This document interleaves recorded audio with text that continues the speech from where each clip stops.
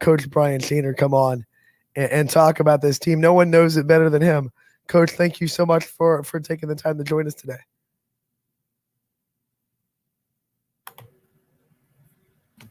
Thank you. That was good. I'm the king of doing that, Coach. Don't worry. I do it all the time. Coach, before we preview this week's game and get into the nitty-gritty of your team, just kind of talk about the bounce back after week one and what you've seen in the first 3 weeks from this team and the improvement after that disappointing week one loss to Pie Valley. Well, Pie Valley, we knew going into that game we were a little overmatched. I mean, they had a lot of size coming back. And, we're a young football team. We have a couple seniors that played a little bit last year, and we knew we were set up for some growing pains. And I said it all summer, if we didn't grow up quick, we would struggle a little bit against Pie Valley. Our kids played very hard. We missed our opportunities, and we learned from those mistakes. And then we had the Lisbon cancellation, and I didn't know how our team would rebound then even. Pete stepped up and played us, and we went out. We played a decent, couple quarters of football, and I still think the best football is ahead of us because we haven't put a game together yet. I thought we played well in the first half against Falls, and then we kind of got complacent. This team needs to learn how to win, and they really got to learn how to win quick because against McDonald, if you let up, you're not beating them. I think one of the areas that's been very impressive, Coach, is your defense. Defense has been able to hold teams pretty much in check, right around that 20-point mark, that's about where you were last year. Talk to me a little bit about what you're seeing on the defense and what are some areas you can see improvements on that defense. Well, number one, and the most important, we got to tackle. We just do not tackle well as a unit, and I'm not used to that here at Ridge. Our first 2 years here, we've been a very good tackling football team, and we run to the ball very well. But we got to take pride in tackling because if we don't, 42 is going to make us pay. He's a great back. Number 5 last week, the back for Newton Falls, had a great game against us. We got guys in position. We're just not a very good tackling team. Again, we swarm to the ball very, very well. We play our role very well, and we know our assignments very well. It's just we don't tackle. If we have to do better this week. If we do better, we're going to have a very good defensive showing. And again, with our style of defense, I've never been a bend but don't break, but that's kind of what we're doing. We're giving up yards, and we're kind of buckling down in that red zone area. But, again, you can't do that against McDonald because they're going to take their shots, and 42 is a great football player. We really got to be able to tackle him to have a chance Friday night. And one of the things that I have to bring up for Middle Ridge is the quarterback play. And Mark Bunch, we talked about it before you came on the air. This kid, he's under the radar. People aren't really talking about him enough, but he's putting together a really strong campaign. And it's probably no surprise to you because he's been putting in the work for a while. He does, and he's a kid. I got to admit, I don't know if I've ever coached a quarterback this hard. I'm on him every day just because I know his talent level and how good he can be. And then last week showed it. We went into that game, and I don't know how many people out there gave us a chance to beat a 2-0 Newton Falls team that just beat up on 2 of our league teams. But the kid went out there and played. He lets me coach him hard. I get after him every day, and he's a competitor. He wants to be the best, and I think you said it the right way. I think he is flying under the radar.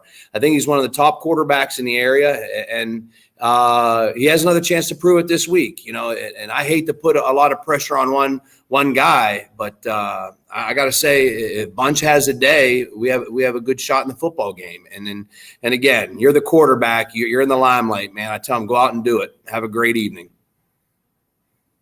So we know what the situation is in McDonald, and it's a situation that they're not accustomed to over there. And we know how well the fan base travels. We know how well this team performs.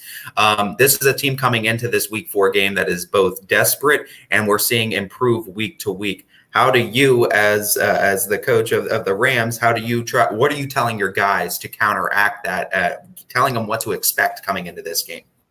Well, first of all, I think our motto is that we always worry about us. If we go out and we perform, we always like us. If we don't perform, then you're in for one of those dog fights. And I'm very honest with our football team. I let them know that if we would play McDonald's schedule the first 3 weeks, we maybe have the same record. And if they played ours, they may have the same record. So I think it's a very evenly matched game. I think they're very physical in the trenches. Our O-line knows that if we don't block those front four, it's going to be a long night for us. Mark's going to make plays, but I don't want him to make them under duress. They're a good football team. They wear the M. They have great tradition, and we haven't beat them yet. So until that happens, we kind of keep our guys grounded. It's been a very exciting week in Ridge, with Spirit Week and stuff like that. But to me, until we beat them, they're better than us. So we'll see Friday night. You get them at home and you get them in that new, nice-looking turf. Talk about what it's been like to get this new field and what it's going to be like to open the league play at home and what it's like playing on the turf. It's absolutely amazing. I mean, the work that went into getting this project going with our Board of Education and our superintendent, Mr. Dohar, for them to have, we're a Division VI school with one of the best entire venues in the whole area. It's really second to none. It's exciting. I can honestly tell you guys, I don't watch the weather as much as I used to because you don't have to worry about your practice field being muddy. We never did miss a day of practice. And it's gorgeous. Anyone that's going to come out tomorrow night is going to be around a great atmosphere, a rivalry game that's right up there with the best of them. So, no, we do. We have a really nice place, and it's going to be a fun place to coach at tomorrow. Yeah, for sure. Get out there and go support the Mineral Ridge Rams and their new stadium. Go check that one out. I want to make that trip down there. Not yet, but I will eventually. But talking about this game, though, Coach, and talking about what you saw this season, I should say rather, and having that support of those fans back. Talk to me about a little bit about what that meant to you, what that's meant to the kids being in this new stadium and having that full capacity crowd behind you guys again. They're absolutely unbelievable. Our fans follow us. They travel very well, very supportive. We have a great student section. They were getting after it last week with Newton Falls coming to town.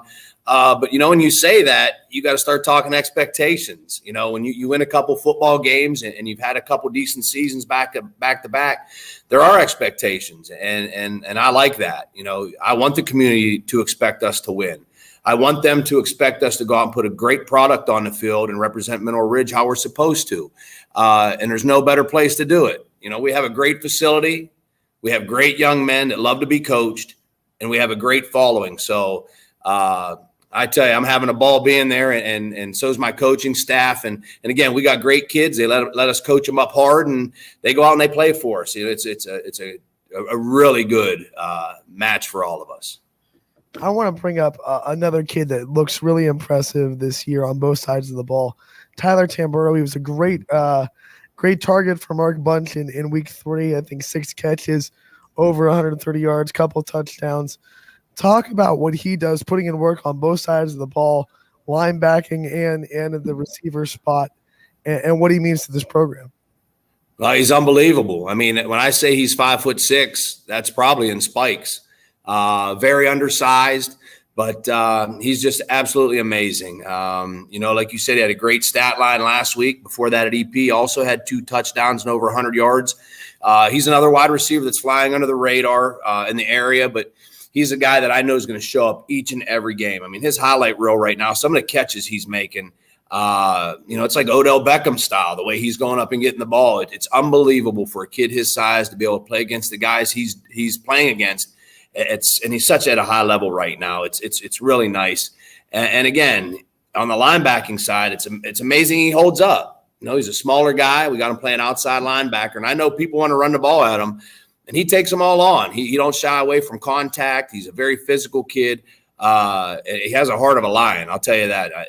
I love going in the trenches with a kid like that because he's having a really good football season for us. I think we all know, and when Nathan Gilligan and Logan Hawk are healthy, they're going to be running the ball a lot for this McDonald team. Who are some players that you're tasking with kind of being the key players defensively in this game that you're looking to? You talk about tackling being that big issue going into this one. Who are those couple players that you're looking at on defense saying, hey, it's your job to make sure these two are contained? Well, we knew having Tamboro back, he was one of our main guys, and then we kind of have a great mix of linebackers that we blend in with him. Nathan Rohrman is only a junior.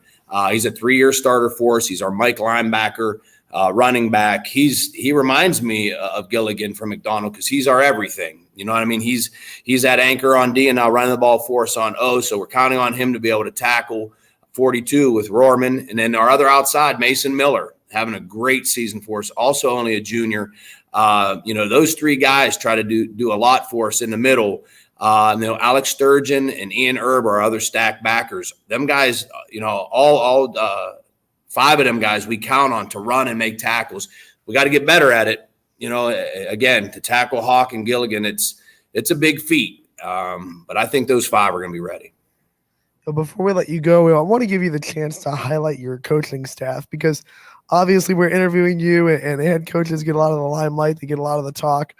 But we know that the coaches wouldn't be anywhere without the staff that's holding them up. So talk a little bit about the guys that work with you and what they mean to the program. Well, they mean everything to the program. I coach a little bit different. We're a little bit over the top, to be honest with you. And they let me coach like that. The most loyal group of guys, that you want around you. They're there for the kids, number one. That's definitely a criteria that I put out there for every coach I've ever hired or had on my staff. And these guys are really second to none.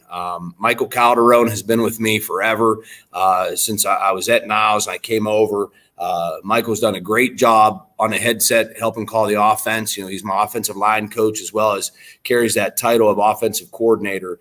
What he's able to do with our technology and making sure our line's ready to go, he's absolutely unbelievable. Since we've been in Ridge, Nick Wagner has been my defensive coordinator, does a really good job on that side of the ball, getting our guys lined up and playing hard and playing fast. Those are my coordinators, and then my position coaches too. Coach Croc has been with me here in Niles and over at Ridge. He helps out with the O-line, D-line. Coach DJ Williamson is with us. He was I hate to even say it because we're college football's firing up, but he was a Michigan, full ride football player that I got to come on over here and help us out with our D backs and running backs. And then I've got on 2 new young guys this year. It's really exciting to bring young guys in and get their feet wet and Kyle Lundgren and Griffin Howe, linebackers, DBs, wide receivers. We had a little bit of turnover this year, but again, what a great staff I have. My hat's off to them being able to put up with me and let me do my style of coaching. These guys are second to none, and they really work hard. Coach, thank you so much for taking the time to join us today. Good luck tomorrow against McDonald. I know it's a big rivalry game for your community, and we look forward to talking to you again real soon. Thank you guys so much. Appreciate everything you do.